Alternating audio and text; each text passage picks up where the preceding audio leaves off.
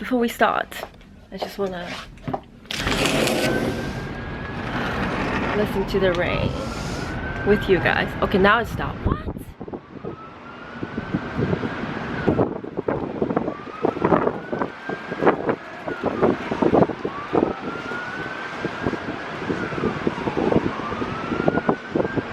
I swear, it was pouring earlier and now it just stopped.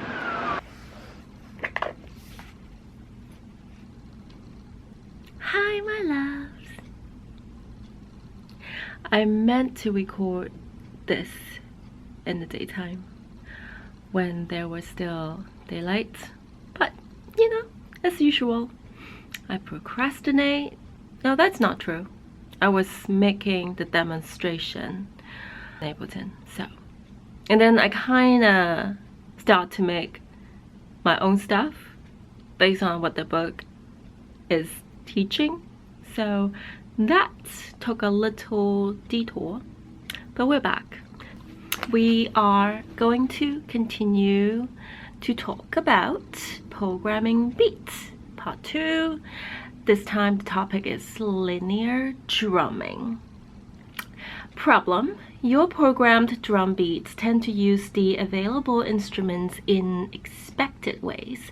Hi-hats keep time, kick drums emphasize the beat, snares or claps are placed on or around the backbeats, which is beat 2 and beat 4. But in the music you admire, you sometimes hear other, more creative ways of working with drums.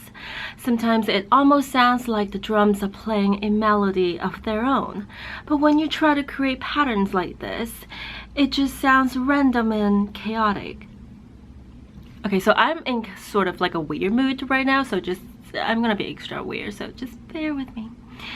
Basically, what it's trying to say is that maybe sometimes you feel your beats are a bit too ordinary, there's nothing special, then what can you do about it? There's the first example, which is a very basic rock and roll drum pattern. Now we're gonna cut to that. So this will be the example number 1, which is the basic rock and roll drum pattern. You can see the pattern here. Alright, so as usual, you guys already know what I'm gonna say because this is for demonstration's sake, so it's gonna sound really baby. Yep.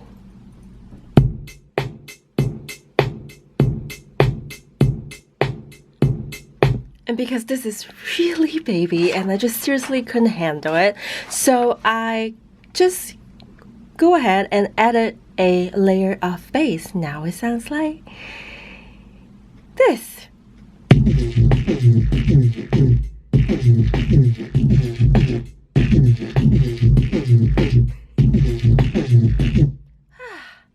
I feel instantly better.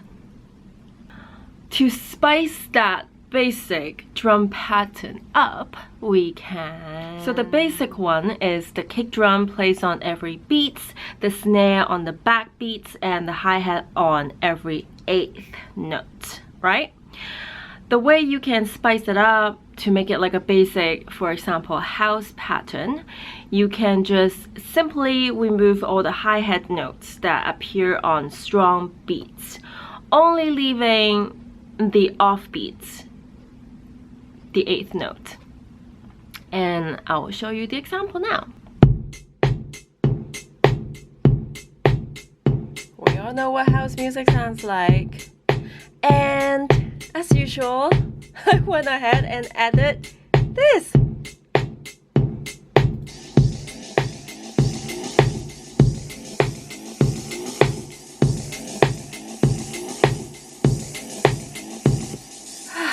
Much better. I know we've talked about this before. I'm not the type of person who try to imitate a real musician or any real instrument, because if that's the case, I will play that instrument. I will learn to play that instrument. To me, it's straightly personal. It's like I'm not trying to judge anybody or it's not a judgment, it's just a preference.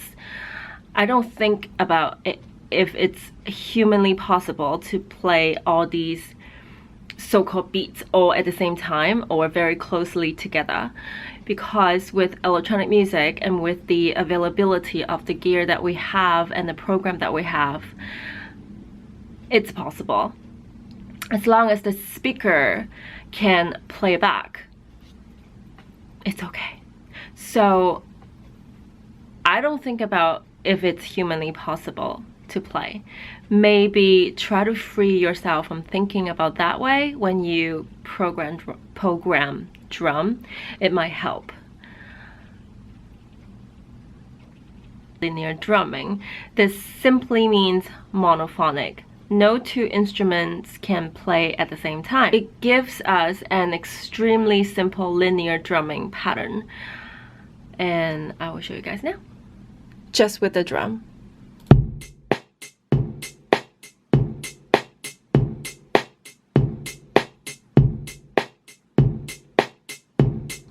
Do you guys still remember earlier we talked about 3 plus 3 plus 2?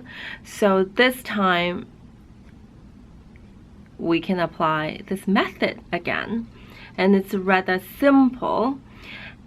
Also, if you speed this 3 plus 3 plus 2, in this case, speed it up to 170 BPM, guess what you'll make? You will make drum and bass. I just tried it and it was funny. I'm not saying drum and bass is funny. It's like, I'll never think I'll make drum and bass. Like, okay, I'm not gonna say anything anymore. I'm not making fun of it. That's what I'm trying to say. And then a few minutes later, I accidentally made some drum and bass groove.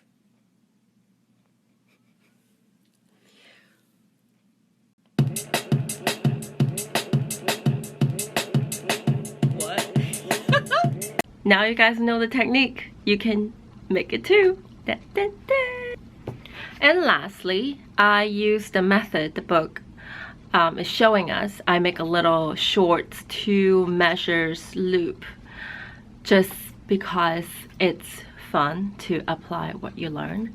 I will show you guys in a bit, but I just want to do the ending right now. So I will just fade out using that loop. What I'm trying to say is, I think the book does an amazing job on showing us the possibility of drumming so far. I think there are still 2, okay, so programming beats 3, programming beats 4. I think that's, yes, that's it for now. But there will be more about drums, obviously. So I highly recommend go get this book. Again, I am not getting any commission or whatsoever, but I do sincerely enjoy this book, and you guys are watching because you guys are also curious about this book. And we are halfway. Is it halfway? Almost.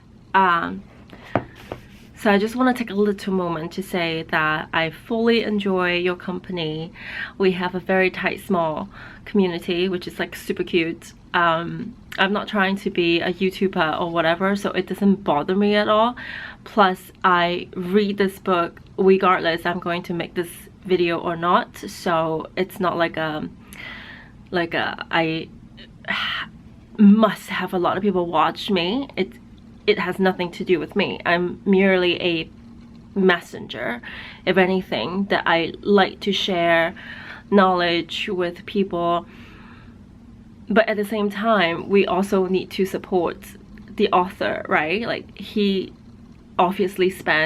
Dennis obviously spent a lot of time writing this book, so go support him. Alright, now I'm gonna show you what I make, and I will see you guys next week. Bye! And then I was like, why stop here, right? Then I edit.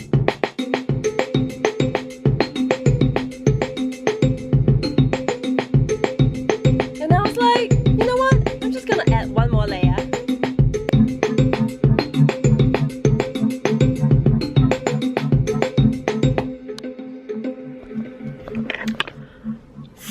So, I am so red. Why is that? I don't know.